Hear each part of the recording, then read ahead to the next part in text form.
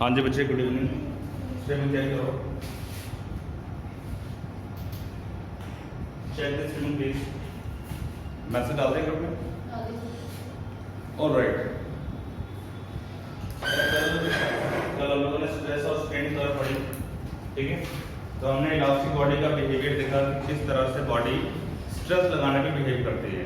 Different amount of जब हम stress लगाते हैं, ठीक है, जब हम ग्रेजुअली स्ट्रेस को इंक्रीज करते जाते हैं, then we found certain things, ठीक है, विच वाज हैपनिंग। पहला पॉइंट क्या हमने डिस्कस किया था, प्रोपोर्शनल लिमिट। जब हमने स्ट्रेस बढ़ाया एक पर्टिकुलर पॉइंट तक, देन वी ऑब्जर्व दैट कि जो स्ट्रेस है वो स्ट्रेन के प्रोपोर्शनल है, या स्ट्रेन प्रोपोर्शनल स्ट्रेस के, जैसे मर्जी आप बोल दो, ठीक है। उसके बाद में हमने देखा plastic deformation, what you call elastic limit, proportional limit, फिर इलास्टिक लिमिट, और उसके बाद में प्लास्टिक डिफॉर्मेशन, और लास्ट में आके ब्रेकिंग पॉइंट आ गया था या फ्रैक्चर पॉइंट आ गया था, ठीक है।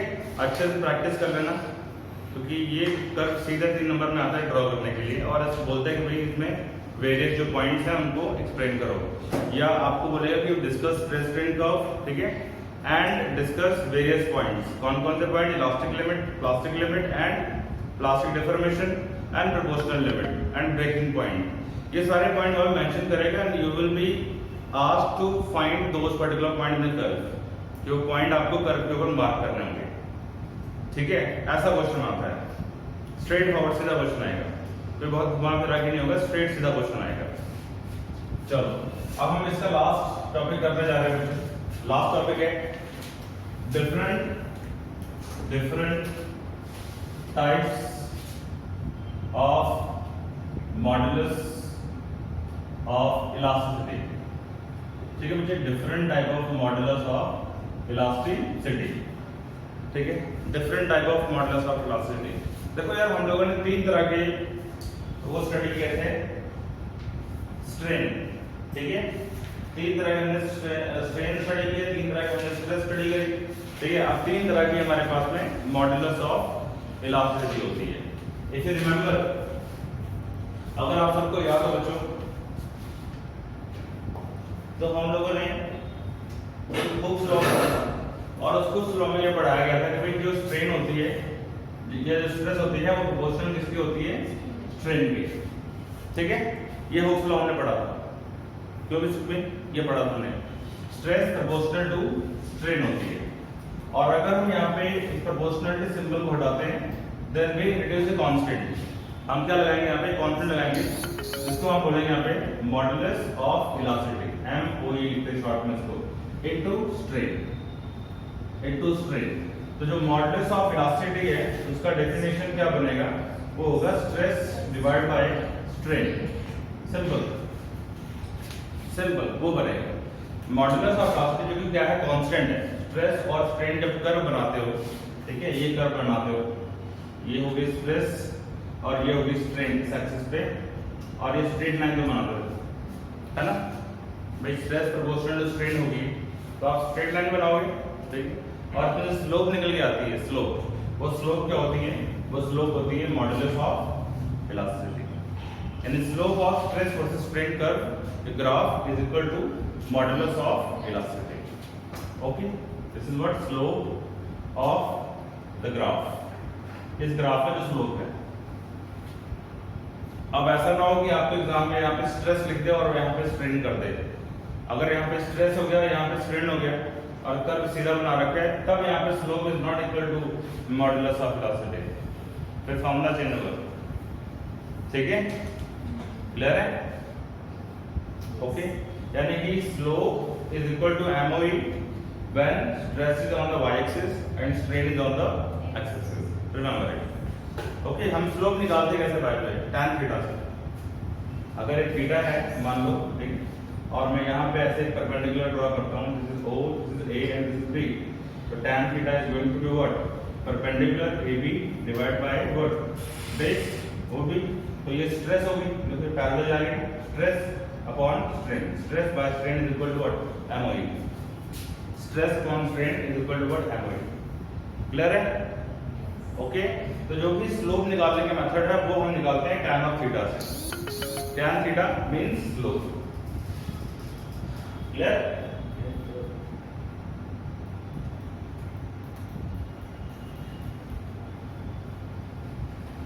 tan theta is equal to 0। Alright, अब डिफरेंट तरह के बच्चे यहाँ पे मॉडुलस ऑफ वेलोसिटी है उसकी बात करते हैं। फर्स्ट आती है हमारे पास, इसको हम बोलते हैं यंग्स मॉडुलस। यंग्स मॉडुलस, ठीक है, इसको हम लिखेंगे कैपिटल वाई से डिनोट करेंगे, यंग्स मॉडुलस, ठीक है, Young's modulus of elasticity, Young's modulus of elasticity. Okay, शायद आप सबको याद होगा बच्चे, मैंने मॉडुलस ऑफ इलास्टिसिटी का एक आई थिंक कुछ ब्रीफिंग दी थी, कुछ इंपॉर्टेंट पॉइंट आपको बताए थे कि जो मॉडुलस ऑफ इलास्टिसिटी होती है वो डायमेंशन पे डिपेंड नहीं करती है, डायमेंशन पे डिपेंड नहीं करती। जैसे कि ये एक प्लास्टिक है, प्लास्टिक का पेन है, ठीक है, अब ये पेन छोटा हो बड़ा हो, ठीक है, मोटा हो पतला हो, डज नॉट मैटर, ठीक है, इसका जो नेचर ऑफ मटेरियल है उसके ऊपर यंग्स मॉडुलस डिपेंड करेगा। नेचर ऑफ मटेरियल पे यंग्स मॉडुलस क्या करेगा, डिपेंड करेगा। ऑलराइट, तो यंग्स मॉडुलस की जो डेफिनेशन बनेगा,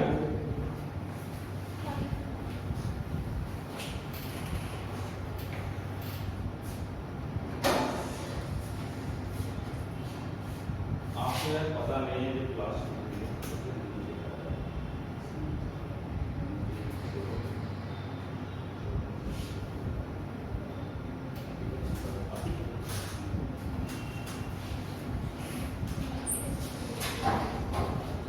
ओके।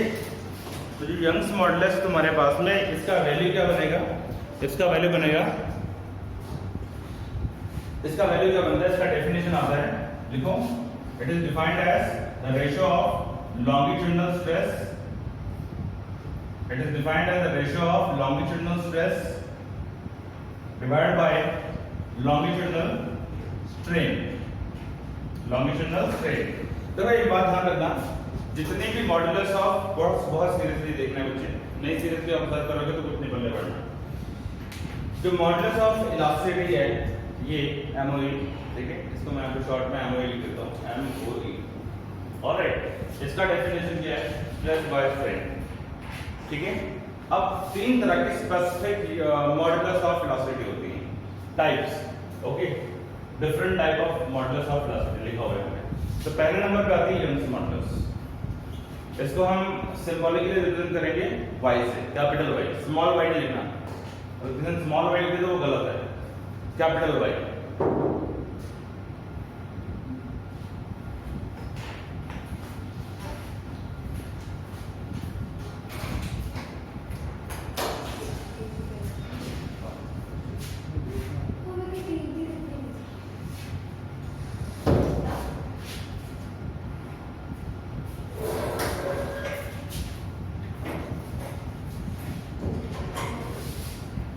ओके, तो हमारे पास में यहाँ पे यंग्स मॉडुलस का जो डेफिनेशन है वो है longitudinal stress by longitudinal strain, यानी कि MOE की जो डेफिनेशन है वो क्या है, स्ट्रेस बाय स्ट्रेन। कौन सी स्ट्रेस कौन सी स्ट्रेन, कौन सी स्ट्रेस और कौन सी स्ट्रेन डिफाइन करेगी type of modulus of elasticity. अगर longitudinal stress by longitudinal strain आप देख रहे हैं तो वहां पे जो होगा टर्म क्या यूज करेंगे, y, यानी यंग्स मॉडुलस। क्या होती है लॉन्गिट्यूडिनल स्ट्रेस, लॉन्गिट्यूडिनल वर्ड का मतलब होता है लेंथ वाइज, लेंथ वाइज, ठीक है। एग्जांपल के तौर पे अगर आपके पास में ये वायर है, ठीक है, और इस वायर की लेंथ है L, ओके, और इस वायर को तुमने यहाँ पे सस्पेंड कर दिया, यहाँ पे वायर को सस्पेंड कर दिया, and now you are putting some weight, you are putting some weight over here, या आपने यहाँ पे कुछ वेट हैंग कर दिया और जो वायर है उसकी लेंथ अब बढ़ गई है, ठीक है। अब यहाँ पे आपने वेट लगा दिया, mg वेट लगा दिया या कुछ फोर्स लगा दिया, व्हाटएवर, मतलब जब आप वेट लगाओगे या फोर्स लगाओगे तो वायर की लेंथ इतनी इंक्रीज हो गई है, ये इतनी इंक्रीज हो गई, डेल्टा एल यहाँ पे इंक्रीमेंट हो गया, मान लो डेल्टा एल क्या, चेंज इन द लेंथ। तो ओरिजिनल लेंथ पहले थी L, नई लेंथ कितनी बन गई है, L प्लस डेल्टा एल, जिसको मैंने बोला था L डैश, सिंपल, ठीक है। तो इसमें हुआ क्या, फोर्स लगाने पे हमारे पास में एक्सपेंशन प्रोड्यूस हुई है, किसमें, वायर के अंदर या रॉड के अंदर। तो ये कैसी स्ट्रेस है यहाँ पे, द स्ट्रेस इज लॉन्गिट्यूडिनल, जिसमें लेंथ के ऊपर आप स्ट्रेस लगा रहे हो, ठीक है, तार को खींच रहे हो, मान लो तो वायर है उसको आप एक्सटेंड कर रहे हो, एक्सपैंड कर रहे हो या कंप्रेस कर रहे हो, तो लॉन्गिट्यूडनल स्ट्रेस लेंथ वाइज जो स्ट्रेस लग रही है, ये जो फोर्स लग रही है वो लेंथ के ऊपर लग रही है, ठीक है। This is called longitudinal stress divided by longitudinal strain. कोई भी तुम मॉडुलस ऑफ इलास्टिसिटी पढ़ते हो, सभी का फॉर्मूला स्ट्रेस बाय स्ट्रेन के टर्म में ही आएगा, ठीक है। अब डिफरेंट टाइप ऑफ एमओई जो होगी वो डिपेंड करती है कि स्ट्रेस का टाइप कैसा है और स्ट्रेन का टाइप कैसा है। अगर स्ट्रेस लॉन्गिट्यूडनल है और स्ट्रेन भी लॉन्गिट्यूडनल है तो ऑब्वियसली कैसी स्ट्रेस होगी, कैसे यहाँ पे मॉडुलस ऑफ इलास्टिसिटी होगी, यंग्स मॉडुलस होगी, दैट्स इट। और इसमें कुछ भी नहीं है, ठीक है, और इसमें आगे कुछ भी नहीं। चलिए अब लॉन्गिट्यूडनल स्ट्रेस का फॉर्मूला क्या होता है, force per unit area. Longitudinal stress है ये, इसका फॉर्मूला क्या होगा, फोर्स पर यूनिट एरिया। भाई स्ट्रेस का फॉर्मूला क्या होता है, फोर्स पर यूनिट एरिया होता है, कितना फोर्स लगा रहे हो, कितने एरिया में लगा रहे हो, stress per unit, sorry force per unit area. Rather I called it restoring force per unit area, ठीक है। मैंने स्ट्रेस का डेफिनेशन क्या लिखवाया था, restoring force per unit area, या उसी को मैंने बोला था deforming force per unit area. जो फोर्स डिफॉर्म कर रही है, जो फोर्स लेंथ को एक्सपैंड कर रही है या फिर कॉन्ट्रैक्ट कर रही है, कॉन्ट्रैक्ट मतलब छोटा कर रही है, ठीक है। तो यहाँ पे हो क्या रहा है, बेसिकली यहाँ पे आपने ये वेट लगाया और लेंथ यहाँ पे एक्सपैंड हो रही है, लेंथ बढ़ रही है, लेंथ घट नहीं रही है। इसी केस में लेंथ घट भी सकती है डिपेंडिंग कि आप उसको कंप्रेस कर रहे हो, ठीक है। क्लियर हो रही बात। तो ये क्या होगी, this is called force, mg के बराबर फोर्स लगाए। तो आप यहाँ पे लिख सकते हो बच्चे F बाय एरिया, मतलब इस वायर का जो एरिया ऑफ क्रॉस सेक्शन है, the area of cross section is equal to A। यहाँ पे लिख सकते हो area of cross section, alright, area of cross section divided by longitudinal strain. तो longitudinal strain is equal to what, delta L by L, delta L is change in length divided by original length, okay. तो it can be written as force upon area, और ये reciprocate होके L by delta L बनता है, simplification. तो F की value कितनी है, F is equal to mass into gravity, यानी mg। तो आप इसको लिख सकते हो mg into L divide by area into what you call delta L। This is expression for Young's modulus, ठीक है। और इसको थोड़ा सा और अगर घुमा फिरा के लिखना तो आप ऐसे लिख सकते हो y equals to mgl divided by area का फॉर्मूला क्या होगा, area is going to be here pi r square. ये कैसा है, कैसा अराउंड में है, ठीक है। तो पाई r स्क्वायर लिख सकते हो, यहाँ पे पाई r स्क्वायर, अगर r यहाँ पे रेडियस है तो, ओके, इनटू डेल्टा l, मर्जी है, ओके। तो this is expression for what, Young's modulus. अब इसमें कुछ पॉइंट्स हैं यंग्स मॉडुलस में जो आपको ध्यान देने हैं। क्या पॉइंट्स हैं, देखो लिख लो, पॉइंट्स अबाउट y।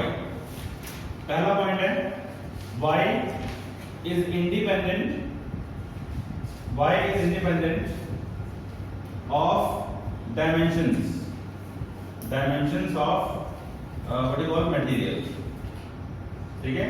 मटेरियल की डायमेंशन पे बिल्कुल भी डिपेंड नहीं करने वाला, मटेरियल की डायमेंशन पे बिल्कुल भी डिपेंड नहीं करेगा, ओके।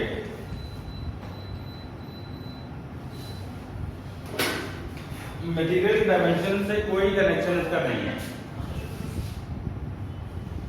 ऑलराइट। सो साइलेंट। दूसरी बात जो कि इंपॉर्टेंट है, यंग्स मॉडुलस डिपेंड करता है नेचर ऑफ मटेरियल पे। यंग्स मॉडुलस किस पे डिपेंड करेगा, नेचर ऑफ मटेरियल पे, लिख लो, depends upon nature of material, nature of material, okay. Number 3, तीसरा पॉइंट, y जो है बच्चे, Young's modulus decreases with increase in temperature, ठीक है। टेम्परेचर बढ़ाने से यंग्स मॉडुलस जो होगा मटेरियल का वो डिक्रीज करेगा, वाइस वर्सा, यानी इनवर्स रिलेशन है। अगर आप टेम्परेचर बढ़ाएंगे तो y जो होगा वो डिक्रीज करेगा, ठीक है। टेम्परेचर बढ़ाओगे तो y विल डिक्रीज। बता रहा हूं, पहले नोट करो, यहां क्लियर हो गया।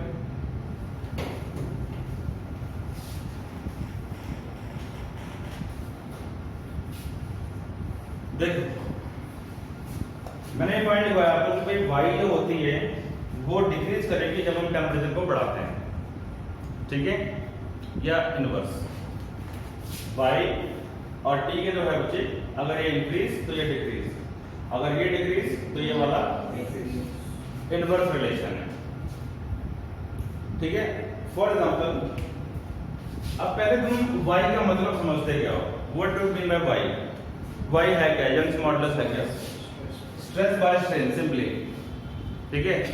अगर किसी मटेरियल का वाई ज्यादा है, ठीक है, तो ये बताओ उसमें स्ट्रेन ज्यादा होगी या कम होगी? वाई इनवर्सली है, आर यू श्योर?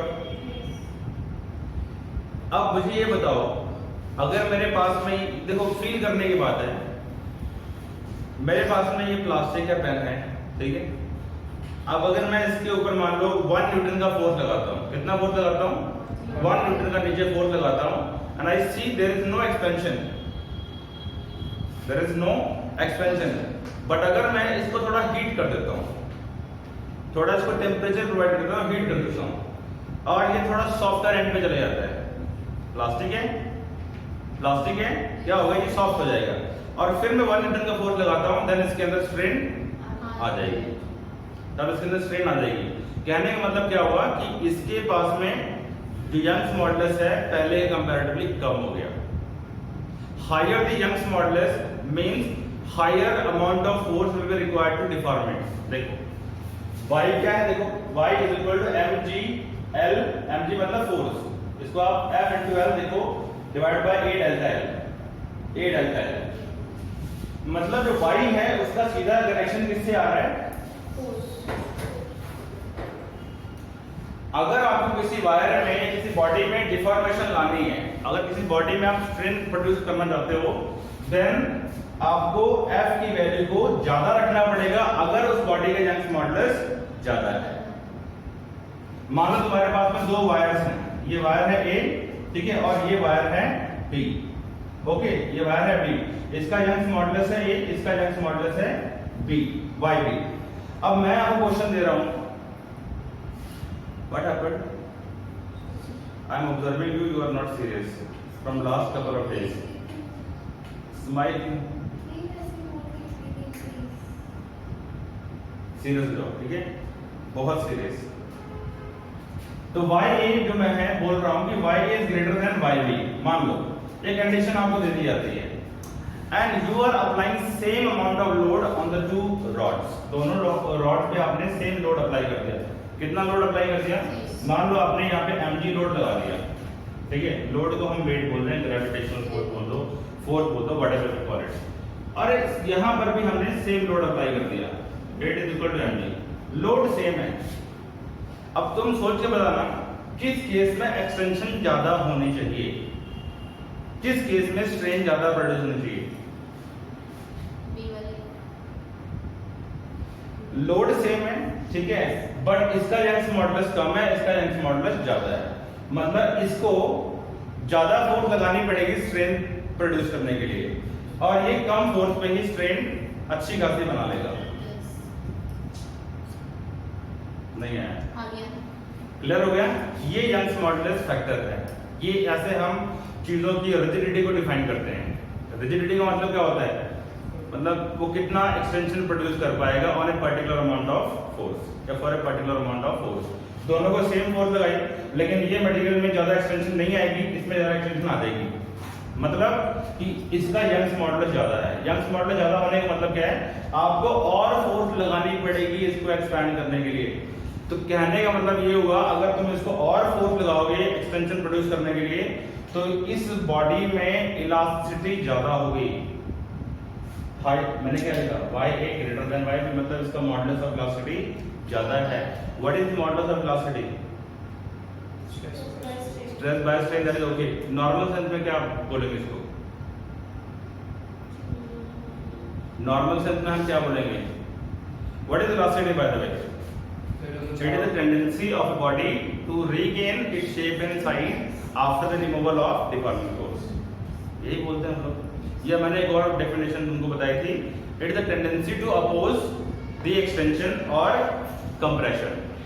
अगर मैं किसी चीज को खींच रहा हूं तो इस मटेरियल की, इस रॉड की या बॉडी की क्या टेंडेंसी है कि वो अपने आप को खींचने ना दे। अगर उसका यंग्स मॉडुलस ज्यादा है रॉड का या बॉडी का, तो वो अपने आप को खींचने से रोकेगा। ठीक है, अरे कटेंगे। अगर इसका यंग्स मॉडुलस ज्यादा है तो मुझे क्या करना पड़ेगा? अगर मैं फोर्स लगाता हूं इसको तो ये अपने आप को रोकेगा कि इसमें एक्सपेंशन ना हो, इसमें एक्सपेंशन ना हो। ठीक है, और दूसरा पेन है, इसका यंग्स मॉडुलस कम है और मैं इसको फोर्स लगाता हूं तो ये एक्सपेंशन शो करेगा। मतलब कि आप ये मत देखना कि ये इलास्टिक ज्यादा हुआ, क्योंकि हमारे माइंड में एक परसेप्शन होती है कि यार इलास्टिक का मतलब वो हुआ जो कि ज्यादा फैल जाए, इलास्टिक बॉडी का मतलब जो फैल जाए, ऐसा नहीं है। इलास्टिसिटी का मतलब क्या है? Ability of the body to regain the shape and size of the body when we remove the deforming force. Number 1 definition. Number 2 definition बताई थी मैंने, tendency to oppose the change of state. कोई कितना अपने आप को चेंज होने से रोकता है, जितना कोई चीज अपने आप को चेंज होने से रोकेगा उतना ज्यादा वो इलास्टिक होगा। जैसे steel is more elastic than rubber. मैंने आपको डे 1 लेक्चर में ये बात बताई थी, steel is more elastic than rubber. Reason क्या है? क्योंकि जो स्टील है उसका यंग्स मॉडुलस काफी ज्यादा होता है। वाई स्टील, आप अगर इसको एक्सपेरिमेंटली करोगे बच्चे क्लियर हो जाएगा आपको, Y steel is quite greater than Y rubber.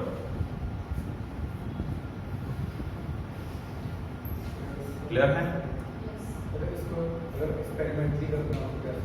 यार एक्सपेरिमेंटली अब यहाँ थोड़ी गलती कर सकता है। एक्सपेरिमेंट के लिए आपको लैब में जाना पड़ेगा।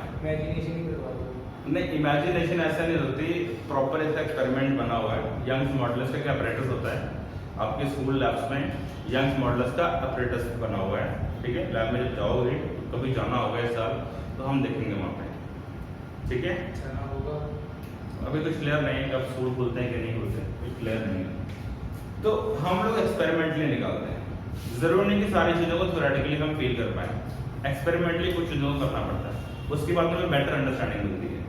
तो यंग जो है वो साइंटिस्ट था, एक्सपेरिमेंटली उसने इस चीज को डिफाइन किया। साइंटिस्ट का नाम ये था वो, yes young, I think Thomas young उसका नाम था। ठीक है, तो ये है चीज। तो यंग्स मॉडुलस हमारे पास में ये आ गया, mgl divide by a into delta l। इसके बाद हम न्यूमेरिकल्स भी करेंगे इस पर्टिकुलर कांसेप्ट के ऊपर। सेकंड टाइप, अच्छा ये 3 पॉइंट क्लियर हो गए तुमको? यस, इसमें कोई डाउट? अच्छा, अब इसमें 4th पॉइंट आप लिखने को ले सकते हो। अगर मैं आपको बोले कि you have got a perfect rigid body, you have got a perfect rigid body, और उसका यंग्स मॉडुलस क्या होगा? What is the Young's modulus? Y for perfect, वैसे perfect जैसी कोई चीज होती नहीं है, बट फिर भी इमेजिन करो, what is the Young's modulus for perfect rigid body? Question सोचो, चमनप्रीत आप बताओ, with a smiling face, बताओ, सोच के बताना। हाँ जी, जो ऑनलाइन बैठे हैं साहिल, चिराग, पलक, बच्चे बताओ what's the Young's modulus for perfect rigid body? आपने तो बोल दिया, आई गॉट योर आंसर। सही है गलत है वो बात बताता हूँ, पहले आप लोग सोचो। सुमित तुम बताओ, सोच के बताना है, तुक्का मत मारना है, अंधेरे में तीर मत मारना, सोच के बताना। सुमित क्या हो गया, तुम दुखी क्यों बैठे हो? हैं? सब पर्सनल लाइफ भी चल रही है, बता दे यार। तो बंदा दुखी दो ही चीजों से होता है, जब एग्जाम खराब हो जाए तो पर्सनल लाइफ डिस्टर्ब हो जाए। किस चीज में बोलो, क्या होना चाहिए? हैं? इनफाइनाइट होना चाहिए कि जीरो होना चाहिए? बोल दे, आपका लॉक कर दे मैंने आंसर इनफाइनाइट। आपका आंसर अभी भी नहीं मिला मुझे। इनफाइनाइट होगा, रीजन स्ट्रेन ही नहीं होगी, रिजिड बॉडी है। रिजिड बॉडी है उसके अंदर स्ट्रेन नहीं होगी, बिल्कुल सही है। मतलब कि जो परफेक्ट रिजिड बॉडी होगी उसके अंदर डेल्टा एल विल बी 0 है। समझ में आया? मैं समझाता हूँ, कोई बात नहीं। देखो y is equal to F L by A delta L है। जब परफेक्ट रिजिड बॉडी होगी ना, परफेक्ट रिजिड बॉडी, तो परफेक्ट रिजिड बॉडी में हम जो मर्जी फोर्स लगाएं उसकी शेप बदलती नहीं है। अब इसको तुम फोर्स लगाए जा रहे हो, इसका शेप बदल नहीं रहा है, ठीक है।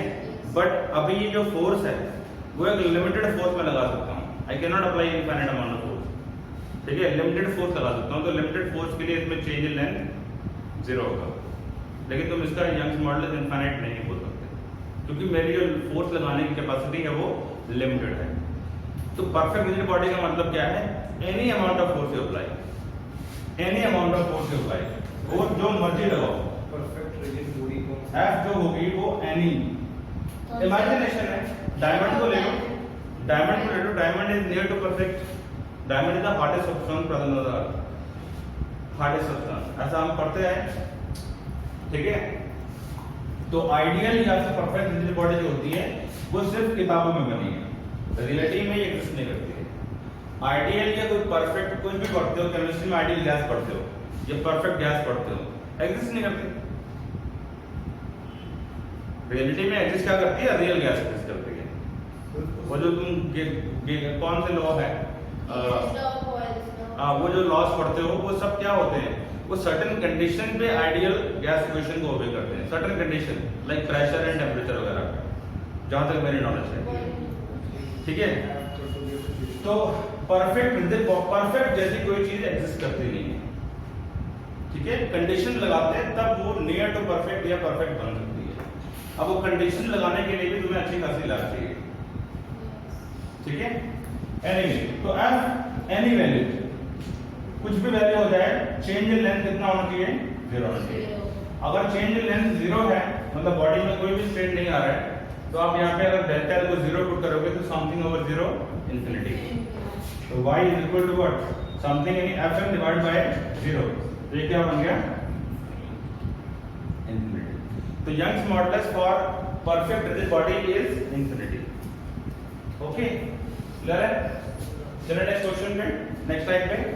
नेक्स्ट टाइप आ रही है बच्चे, अच्छा यंग्स मॉडुलस किस में होगा? सॉलिड्स में होगा। यंग्स मॉडुलस किस में होगा? सॉलिड्स में होगा। चलो नेक्स्ट पॉइंट, नेक्स्ट टाइप है हमारे पास में, इसको हम बोल रहे हैं यहाँ पे bulk modulus. Type number 2, bulk modulus, ठीक है। बल्क मॉडुलस, इसके लिए मैंने टर्म बनाया बी। अब किसी को अगर याद हो बल्क मॉडुलस का फॉर्मूला, बल्क स्ट्रेस या बल्क स्ट्रेन क्या थी? वॉल्यूमेट्रिक। बल्क का मतलब वॉल्यूम से कनेक्शन, बल्क का मतलब वॉल्यूम से कनेक्शन। जब हमने आई थिंक जब मैंने आपको बल्क, तो एनीवे आप यहाँ पे देखो, पहले आप क्लियर हो जाएगा। बल्क मॉडुलस मतलब स्ट्रेस बाय स्ट्रेन। कौन सी stress? Bulk stress divide by bulk strain, simple. या volumetric stress by volumetric strain, मतलब कोई भी मॉडुलस की तुम बात करो उसमें स्ट्रेस बाय स्ट्रेन की फॉर्म में ही आना है, कोई भी है। वैसे तीन ही है, ठीक है, तीनों में फॉर्मूला स्ट्रेस बाय स्ट्रेन होगा, बस ध्यान ये रखना प्रीफिक्स का, ठीक है। तो बल्क स्ट्रेस को हम क्या लिखेंगे बच्चे? We will write here force upon area simply, okay, divide by what? Strain. तो स्ट्रेन क्या होगी यहाँ पे? वॉल्यूमेट्रिक स्ट्रेन है। बल्क स्ट्रेन में फॉर्मूला थोड़ा पीछे जाके देख लेना। बल्क स्ट्रेन या वॉल्यूमेट्रिक स्ट्रेन को मैंने लिखवाया था minus delta V by V. याद है जब मैं किसी बॉडी को फ्लूइड में रखता हूं तो फ्लूइड जो होती है, फ्लूइड क्या करती है? प्रेशर एक्सर्ट करती है। जब हम फ्लूइड्स की बात करते हैं तो फ्लूइड्स में जो स्ट्रेस होता है ना बच्चे, इन फ्लूइड्स जो स्ट्रेस होता है वही होता है हमारा प्रेशर। ये तो पता होगा ना, ये बताया था मैंने आपको। फ्लूइड्स में स्ट्रेस का मतलब प्रेशर, ओके। अदरवाइज स्ट्रेस और प्रेशर का फॉर्मूला सेम है, लेकिन सॉलिड्स में हम वर्ड स्ट्रेस यूज करेंगे और वही फोर्स पर यूनिट एरिया अगर बन जाए फ्लूइड्स में तो हम उसको बोलेंगे प्रेशर बोलेंगे। क्लियर? तो प्रेशर का फॉर्मूला भी क्या होगा बच्चे, फोर्स पर यूनिट एरिया, यानी बेटर कमांड यहाँ पे जो F/A होगा ये होगा P प्रेशर, और बल्क स्ट्रेन जो थी वो थी हमारी minus delta V/V, change in volume divide by original volume. तो इसको मैं लिख सकता हूं minus PV upon delta V। तो बल्क मॉडुलस का सिंबल बच्चे मैंने B लिखा है यहाँ पे, और ये बना तुम्हारे पास में minus PV divide by delta V। तो ये बच्चे दो तरह के मॉडुलस ऑफ वेलोसिटी मैंने आपको बताया, bulk modulus of velocity minus PV divide by delta V। आपका सिलेबस यही तक है। तीसरा मॉडुलस ऑफ वेलोसिटी सिलेबस से डिलीट हो गया, बड़ा टेल इन ब्रीफ।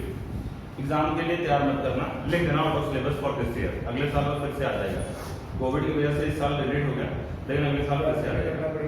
हैं? नहीं, मतलब अगले साल जो 11th आएगी उसको आ जाएगा, 12th वाले को नहीं आएगा। आप दोबारा बड़ी 11th में जाओगे। जेईई वगैरह नहीं हैं? जेईई नहीं, जो जेईई के जो पेपर होंगे ना बच्चे, सुनो मेरी बात, सुनो। जेईई के जो पेपर होंगे, बड़ी इंपॉर्टेंट इंफॉर्मेशन है, वो पेपर का सिलेबस, मतलब वहां पे क्वेश्चन उन टॉपिक्स पे नहीं आएगा जो सिलेबस से डिलीट हो गए, क्योंकि जो जेईई के पेपर होता है वो एनडीए सेट करती है, यानी कि नेशनल टेस्टिंग एजेंसी, जो कि सीबीएसई की ही एक फर्म है, ठीक है। तो वो करंट सिलेबस जो है, जो करंट सिलेबस आप फॉलो कर रहे हैं, उसी के बिहाफ पर पेपर सेट करेंगे, ठीक है। बट फिर भी आपकी जानकारी के लिए मैं आपको बता दूं कि होता क्या है। ओके, सेम तो लेवल का फर्क होता है, मेंस थोड़ा ऊपर होता है, नीट थोड़ा हल्का होता है। नीट की बायो डिफिकल्ट होती है और मेंस की फिजिक्स डिफिकल्ट होती है, ठीक है। फिजिक्स एंड मैथ, केमिस्ट्री ठीक होती है।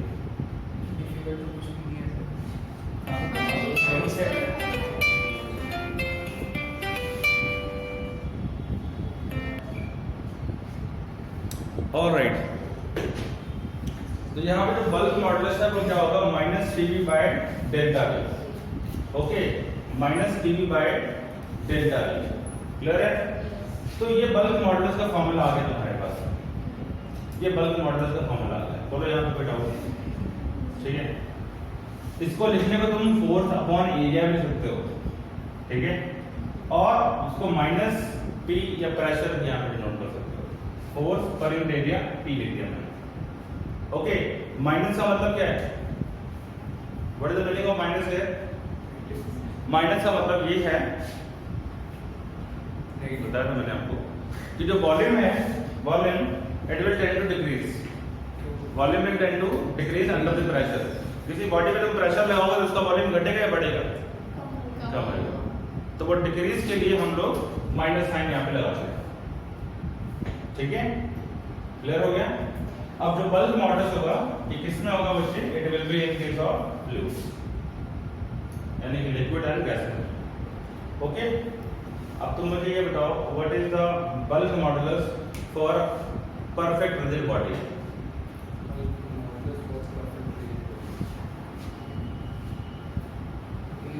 वही होगा infinity. Bulk modulus for perfect rigid body क्या होगा, इंफिनिटी होगा, ठीक है। लिख लो, right down, bulk modulus for perfect rigid body will be what, infinity, okay. And what about B for perfect या फिर ideal liquid?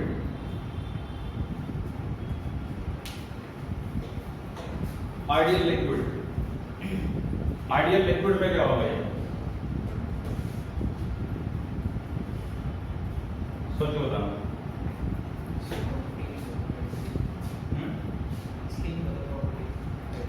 जो आइडियल लिक्विड होता है ना, आइडियल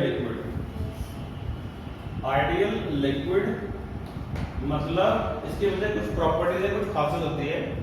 जो एक लिक्विड अगर प्रोसेस करे, ठीक है, या पोजेस करे तो वो आइडियल लिक्विड कहलाता है। लिक्विड विच पोजेसेस सर्टेन क्वालिटीज, तो हम उसको आइडियल लिक्विड बोल सकते हैं। कौन सी क्वालिटीज है? पहली क्वालिटी है कि ये होना चाहिए इनकम्प्रेसिबल। जो आइडियल लिक्विड होना चाहिए वो कैसा होता है बच्चे? इनकम्प्रेसिबल, यानी उसको हम कंप्रेस नहीं कर सकते। ठीक है, आइडियल लिक्विड की क्वालिटी, पहली क्वालिटी क्या है? वैसे बहुत सारी क्वालिटीज होती हैं, बट मेनली हम लोग दो क्वालिटीज की बात करेंगे। और अपना जो नेक्स्ट चैप्टर है मैकेनिकल प्रॉपर्टीज ऑफ फ्लूइड्स, उसका ये बेस भी है, वहां पे आइडियल लिक्विड बहुत बार यूज करूंगा मैं। तो आइडियल लिक्विड मतलब दो चीजें। पहली चीज इनकम्प्रेसिबल होना चाहिए। इनकम्प्रेसिबल का मतलब हुआ उसको तुम दबा नहीं सकते, उसको तुम दबा नहीं सकते। ऑलराइट, दूसरी चीज आती है इसके अंदर, क्या आती है? वो नॉन विस्कस। अब नॉन विस्कस वर्ड क्या है? विस्कस मतलब जो गाढ़ा होता है, जैसे लाइक हनी वगैरह है ना, या ऑयल है, उसमें विस्कोसिटी होती है, गाढ़ा, thickness, thickness of the liquid. ऐसा लिक्विड जिसमें बिल्कुल भी थिकनेस ना हो। पानी नहीं, पानी आइडियल नहीं, आइडियल फ्लूइड नहीं है, उसमें भी थिकनेस है। ठीक है, बियॉन्ड अवर इमेजिनेशन। तो ये बहुत सारी कंडीशंस होती हैं, मेनली यही दो कंडीशन है। अगर ये दो कंडीशन कोई लिक्विड पोजेस कर रहा है तो उसके अंदर क्या होगा? उसके अंदर क्या, उसको हम क्या बोलेंगे? आइडियल लिक्विड बोल देंगे। अब तुम देखो, इमेजिन करो पानी के अंदर अपना हाथ डालते हो, डिप करते हो, और अपने हाथ को क्या करो? पानी के अंदर हिलाने की कोशिश करो, and you will feel the force exerted by water. जितना तुम रैपिडली हाथ को हिलाओगे उतना रैपिडली फोर्स भी आपको फील होने वाली है। सिंपल है, आप स्विमिंग करते हो, स्विमिंग में जितना तेजी से आप हाथ मारते हो आपको उतनी तेजी से आगे जाते हैं। रीजन बीइंग, जितना तुम नीचे प्रेशर फोर्स एक्सर्ट करते हो उतना ही रिएक्शन फोर्स आपको पानी देती है। प्रेशर डालते नीचे या पीछे, वैसे वो ना नीचे होती है ना ऊपर होती है, वो इंक्लाइन होती है। ये ऐसे, ये इस तरफ इंक्लाइन, ऐसे नहीं होती है ना ऐसे होती है, मतलब इस तरह से होती है इंक्लाइन। ये नहीं होती है, ये नहीं होती है प्रॉपरली, ये होगा, सुन लो, ये होती है। तो इसके बेसिकली कंपोनेंट दो बनेंगे।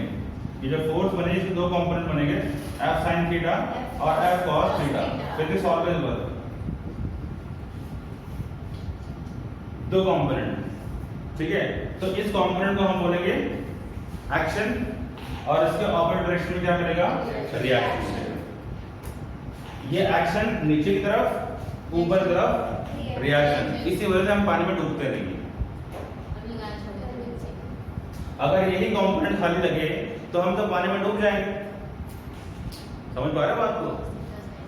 इसलिए इसको बैलेंस करने के लिए ऊपर की तरफ कंपोनेंट एक्ट करेगा, एक्शन, रिएक्शन, जो कि हमें सरफेस पे टिकाया रहता है। ठीक है, और बोलो, क्लियर होगा?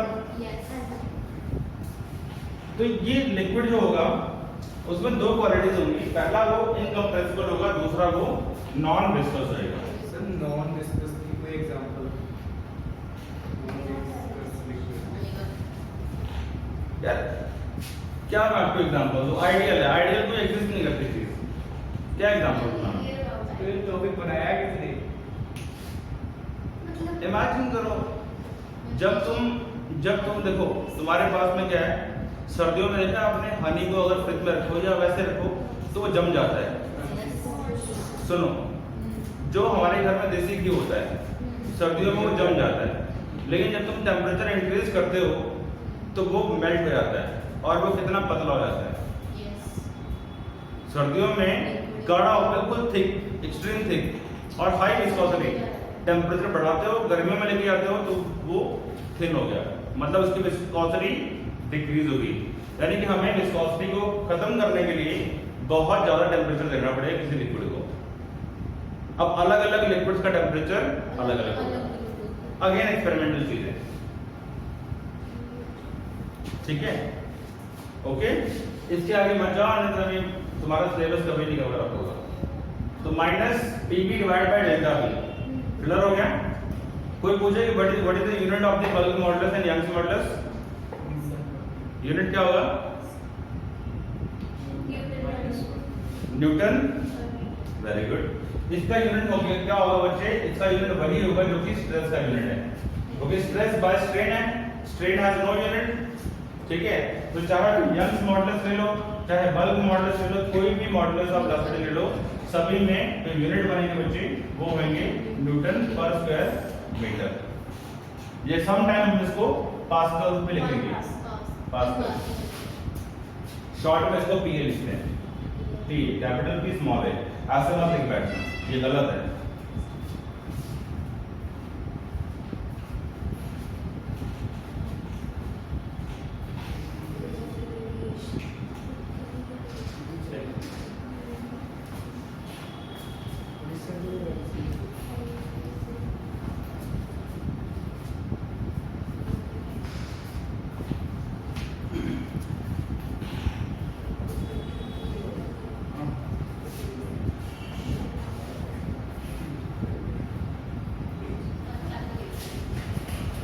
ऑलराइट, तो बच्चे यहाँ पे तुमको मैंने बता दिया कि इसका यूनिट पास्कल यूनिट हम कब यूज करेंगे, जब हम लोग बात कर रहे हैं किसी प्रेशर की बात कर रहे हैं।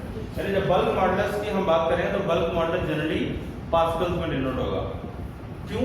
क्योंकि यहाँ पे क्या है, प्रेशर अपॉन स्ट्रेन।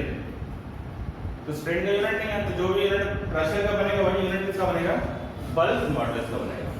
क्लियर हो गई? क्लियर हो गया? तीसरा पॉइंट, तीसरा पॉइंट, अच्छा परफेक्ट लिक्विड के लिए क्या होगा, बल्क मॉडुलस, इसको भी देखो, इनफाइनाइट। ओके, तो ये इनकम्प्रेसिबल, जिसको तुम कंप्रेस नहीं कर सकते, जब तुम कंप्रेस नहीं कर पाओगे तो delta B has to be 0। But उसको सर ज्यादा तो कर ही सकते हैं, ज्यादा तो कर ही सकते हैं, कंप्रेस की बात की बड़ी बात है। इनकम्प्रेसिबल जो लिक्विड होएगा ना, वो होता है फ्लोइंग लिक्विड। जो लिक्विड रन कर रहा हो उसको इनकम्प्रेसिबल ट्रीट कर लेते हैं। प्रैक्टिकली काम, जैसे मान लो नहर में पानी बह रहा है या नदी में पानी बह रहा है, तुम उसको कंप्रेस कैसे करोगे? कंप्रेस करने के लिए तुम्हें रोकना पड़ेगा उसको, ठीक है? तो फ्लोइंग वाटर इज इनकम्प्रेसिबल। तो जो वाटर फ्लो कर रहा है उसका तुम चेंज इन वॉल्यूम चेंज कैसे कर सकते हो? पॉसिबल नहीं है। समझना पड़ेगा कि आइडियल फ्लूइड क्या है, इनकम्प्रेसिबल, और इनकम्प्रेसिबल कौन होता है, जो कि फ्लो कर रहा हो। लिख लिया आपने, like flowing liquid, flowing liquid. Condition apply, ठीक है, स्टार लगा दो, टर्म्स एंड कंडीशंस। ओके, चले आगे। तीसरा है बच्चे, नेक्स्ट पॉइंट, अगेन जितने भी मॉडुलस ऑफ वेलोसिटी है, मैंने आपको 2 पॉइंट बताए थे स्टार्टिंग में, जब मैंने आपको स्ट्रेस और स्ट्रेन वाली टर्म पढ़ाई थी, stress proportional to strain, Hooke's law. मैंने आपको बताया था जितने भी मॉडुलस ऑफ वेलोसिटी हैं, they all are independent of dimensions. Dimension पे वो डिपेंड नहीं करती, they all depend upon the nature of material. वो बात हमेशा याद रखना। ऑलराइट, तीसरा है तुम्हारे पास में what you call last third is modulus of rigidity. Modulus of rigidity, इसको हम जी से डिनोट करेंगे, जी से, और कुछ बुक्स में इसको एटा से डिनोट करते हैं, एटा। देखिए ये नाम होता है ETA एटा, एन की तरह होता है बट एन का प्यार थोड़ा सा लंबा खींचता है, स्पेशल कैरेक्टर है, एटा बोलते हैं एटा, ठीक है। पहले इसको ना पुराने टाइम में इसको नीटा बोलते थे, नीटा, लेकिन ओवर टाइम इसको एटा बोलते हैं, गैप हो गया, एटा हो गया, ठीक है। तो गूगल करोगे तो आपको ये लेटर जो है इसकी सारी हिस्ट्री मिल जाएगी। तो हमें हिस्ट्री में नहीं जाना है, क्योंकि हम लोग फिनेटिक्स तो करेंगे नहीं, ये हमारा इंग्लिश का कोर्स चल रहा है, हम फिजिक्स पढ़ रहे हैं, ठीक है। वो इंग्लिश वाले बताएंगे ये वर्ड का ओरिजिन कैसे कहाँ हुआ। ओके, तो मॉडुलस ऑफ रिजिडिटी, जिस डिनोट करेंगे इसको, या कुछ बुक्स में इसको एटा से भी डिनोट कर सकते हैं। क्या होती है तो मॉडुलस ऑफ रिजिडिटी, या कुछ लोग इसको शियर मॉडुलस भी कह सकते हैं, शियर मॉडुलस, याद आ रहा है? हमने shear strain so it will be equal to G will be equal to shear stress divided by shear strain. ऐसा yes, shear stress by shear strain. अब shear stress क्या होती है याद करो? shear stress force upon area थी, लेकिन कौन सी स्ट्रेस थी याद करना? shear stress थी बच्चे टेंजेंशियल। ये रॉड है ओके, और इस रॉड में मैंने ये फोर्स लगा रखी जिसको मैंने बोला Ft टेंजेंशियल फोर्स, ठीक है? रॉड के ऊपर टेंजेंशियल फोर्स, तो ये रॉड का जो अपर एज होगा वो ट्विस्ट हो जाएगा, मुड़ जाएगा, यानी इस तरह से, ये इस तरह से ऐसे बन जाएगा, थोड़ा और ऊपर ले जाओ यहाँ इस तरह से ओके। तो इसमें डिस्प्लेसमेंट कितनी आई? मान लो x डिस्प्लेसमेंट आई, और कितने एंगल पे ये ट्विस्ट हुआ? The angle of twist is equal to what? This is say theta. इसको हमने क्या बोला? Theta was equal to x by l, ये लेंथ l हुआ करती थी, याद आ रहा है? x बाय l, ठीक है? पीछे कनेक्शन है। तो हम यहां लिखेंगे बच्चे tangential force per unit area divide by और थीटा। शियर स्ट्रेन क्या हुआ करती है हमारी? This was equal to what? Shear strain, याद करो थीटा स्ट्रेन करते थे। तो बच्चे Ft tangential force upon area into theta, ये होगा जी का डेफिनेशन। यानी शियर, और ये बच्चे क्या है? आउट ऑफ सिलेबस है, out of syllabus for this year only। तो आउट ऑफ सिलेबस होने की वजह से इसके ऊपर कोई भी सवाल नहीं आने वाला, मार्क कर लेना स्टार बना के आउट ऑफ सिलेबस, ठीक है? एग्जाम की जो प्रिपरेशन करनी है उसके लिए हेल्प हो जाएगी थोड़ी सी। Alright,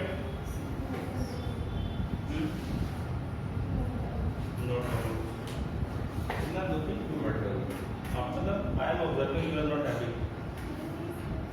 All okay? तो भी कैसे वो है कि मत बोलो, दो बात कर रहे हैं, तीसरे भी बोलना चाहिए ओके। ऑलराइट, चलो तो हमारे पास में ये हो गया जी की वैल्यू कितनी आ गई है डिवाइड बाय a थीटा। तुम्हारी एडिशनल इंफॉर्मेशन के लिए है, बाकी इस साल के लिए नहीं है। नीट एग्जाम दोगे या मेंस एग्जाम दोगे, कुछ नहीं पता वहां पे टर्म आ जाए, कुछ नहीं पता, ठीक है? इसलिए आपको कर लेना चाहिए। और है क्या आसान दो, जब आपने ये सारी चीजें पढ़ रखी है, शियर स्ट्रेस शियर स्ट्रेन, तो कोई बड़ी बात नहीं है, आसान चीज है। क्लियर हो गया? अगेन ये फैक्टर भी क्या है? मॉडुलस ऑफ इलास्टिसिटी का एक टाइप है। जितनी भी मॉडुलस ऑफ इलास्टिसिटी है, remember all MOEs are independent. मैं बार-बार इसलिए बोल रहा हूं बिकॉज़ इस पे क्वेश्चन निकल आता है कई बार। All MOEs are independent of dimensions. Remember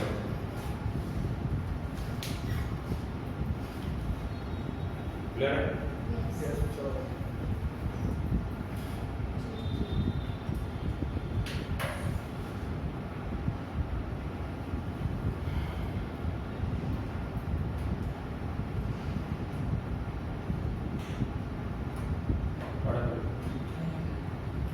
सोच रहे हो? सोचो। चलो अब बच्चे नेक्स्ट है यार, इसमें ना बड़े ऐसे दो टॉपिक्स है वो डिलीट करते हैं सीबीएस से, जिससे ना मतलब हम लोग काफी कंस्ट्रेंट हो जाते हैं, मतलब खुल के सारी चीजों को बता नहीं पाते। अब इसमें एक टर्म आती है जिसको बोलते हैं इलास्टिक पोटेंशियल एनर्जी, और एक टर्म आती है इलास्टिक हिस्टैरिसीस, ठीक है? अब वो चीज़ें डिलीट हो गई है, नहीं तो फिर वो भी चीज़ें हम पढ़ते तो और भी अच्छा होता। पर डिलीट होने का मतलब पता क्या चीज़, ये चीज़ मैंने इसलिए बता दी क्योंकि तुम लोग ये पढ़ चुके थे, इसलिए मैंने आपको बता दिया, और वो बिल्कुल ही out of the box topic जाता है, ठीक है? तो उसको फ्री टाइम पे हम लोग जब रिविजन करेंगे तब हम लोग कर लेंगे, जितना भी एक्स्ट्रा टॉपिक है। ऑलराइट, अभी तो पहले एग्जाम के लिए तैयारी कर लो क्योंकि टाइम बहुत थोड़ा है। अक्टूबर, नवंबर एंड दिसंबर, जनवरी तुमको पता नहीं लगना कैसे उड़ गया। जनवरी सारा जाएगा प्री बोर्ड में। वो तो स्कूल में ही करेंगे। हाँ तो स्कूल 15 अक्टूबर से शायद खुल जाएंगे। यस, कैन है। हाँ शायद खुल जाएंगे। 9 to 12 तक खुल ही जाएगा बच्चे, और खुलना भी चाहिए, बहुत मन होते हो। ओके, अब बच्चे कुछ टर्म्स हैं, हम उनकी बात करते हैं। आपने कभी नोटिस किया है, एक क्वेश्चन आता है the bridges are declared unsafe after some time. Question आता है, बड़ा फेमस है, the bridges are declared unsafe after long time. Why? हाँ, एक क्वेश्चन आता है। आप जब भी किसी ब्रिज से पास करते हो, फ्लाईओवर से निकलते हो, कभी ऑब्जर्व करने की कोशिश करना, ब्रिज के एक एंड पे, चाहे स्टार्टिंग एंड पे चाहे अपर एंड पे, बच्चे नीचे जो टाइल है छोड़ में वहां से आ जाएगा, कल से आप चले। ओके, तो जो अपर एंड होगा या जो लोअर एंड होगा उसके ऊपर कंपनी का या मैन्युफैक्चरिंग जो यूनिट होती है उसका एक स्टिकर लगा होगा, प्लेट लगा होगा, जिस पे लिखा होगा भाई इस पुल को, इस ब्रिज को इस पुरानी कंपनी ने बनाया और किस साल में बनाया, और लिखा होता है उसका एक्सपायरी डेट। जैसे हमारा लक्कड़ पुल का पता है आपको, लक्कड़ पुल पता है आपको, जगरांव ब्रिज, उसको लक्कड़ पुल बोला करते थे। नहीं, लक्कड़ पुल इस तरफ है, घंटाघर की तरफ है, वो अब रिपेयर हुआ अभी कुछ सालों पहले, 3-4 साल पहले। बोलते उसका लक्कड़ पुल है, बट वो लकड़ी वाला कुछ भी नहीं, नाम है। जैसे कि हमारा जो गंदा नाला है उसको बुढ़ा नाला बोलते हैं, है ना। तो हम लोग बुढ़े हो जाएंगे लेकिन फिर भी बुढ़ा नाला दाब में होगा, ठीक है। तो क्या होता है, उसके ऊपर एक स्टिकर लगा होगा, एक प्लेट लगी होगी जिसके ऊपर लिखा होता है इस ब्रिज का manufacturing year and expiry year. करीब 30 से 40 साल तक होता है। तो 30 से 40 साल के बाद में जो ब्रिजेस होते हैं दे आर डिक्लेयर्ड अनसेफ, और उनको जो म्यूनिसिपल वाले होते हैं, म्यूनिसिपालिटी वाले होते हैं, वो फिर उसको क्रैक करके तोड़ के उसको रिकंस्ट्रक्ट करते हैं। जैसे कि जगरांव ब्रिज अभी रिकंस्ट्रक्ट हुआ और उसको वो राइटिंग लगाना भूल गए, पेपर में खबर आई थी। ब्रिज को उन्होंने ओपन कर दिया लेकिन वो म्यूनिसिपालिटी वाले राइटिंग लगाना भूल गए उसके, ऐसा पेपर में था।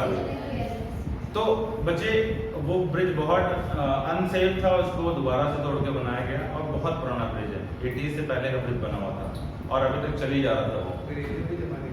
नहीं, इतना भी नहीं, बट मान के चलो 30 साल 40 साल पुराना था, हो गया था। एनीवे, तो ऐसा क्या होता है कि bridges are declared unsafe after long period of time.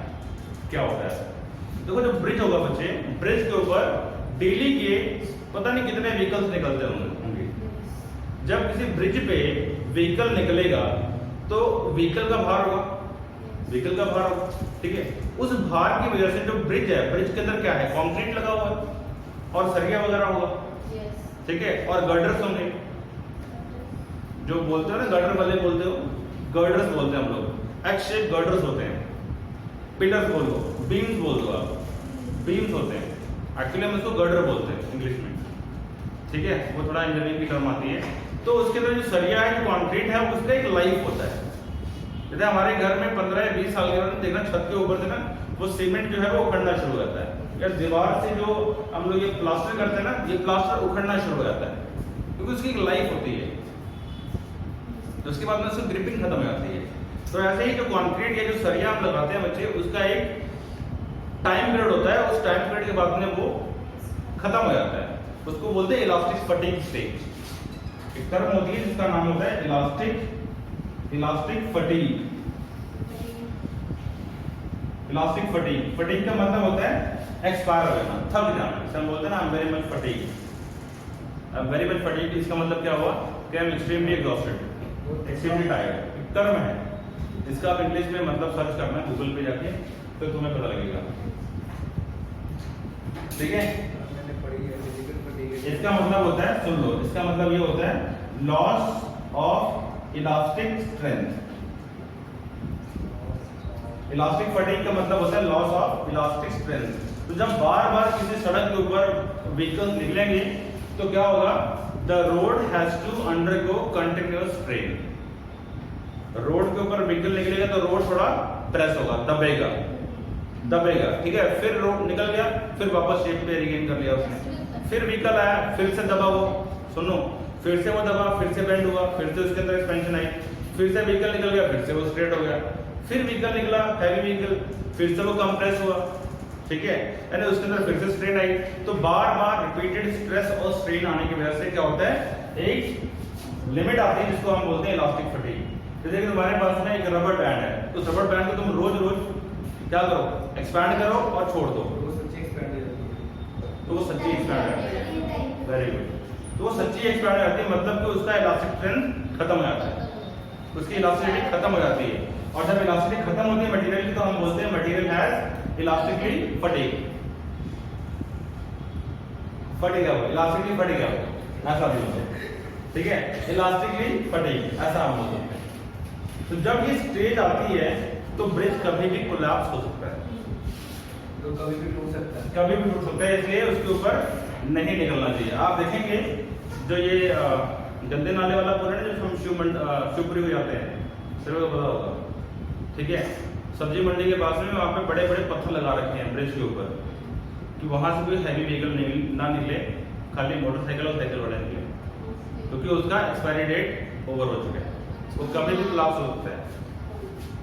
Anyway, तो इसका आंसर क्या लिखोगे, इसका आंसर लिखोगे due to repeated stress and strain, the material of bridge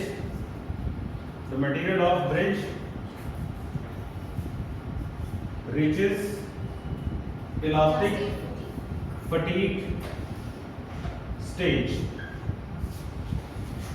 ठीक है, इलास्टिक फटीग स्टेज पे रीच कर जाते हैं। और उसके बाद अगर हम उसके ऊपर फिर भी कंटिन्यू रखते हैं मूवमेंट, तो ब्रिज कोलैप्स होता है। ब्रेकिंग पॉइंट, जो कल मैंने स्ट्रेस स्ट्रेन जो में पढ़ाया था, मतलब ब्रिज जो है अपने भार की वजह से ही कोलैप्स हो सकता है, that is called elastic fatigue, ठीक है। अब इसमें एक टर्म आती है इलास्टिक आफ्टर इफेक्ट, वो हम कल डिस्कस करते हैं। आज के लिए क्लास ओवर, ओके।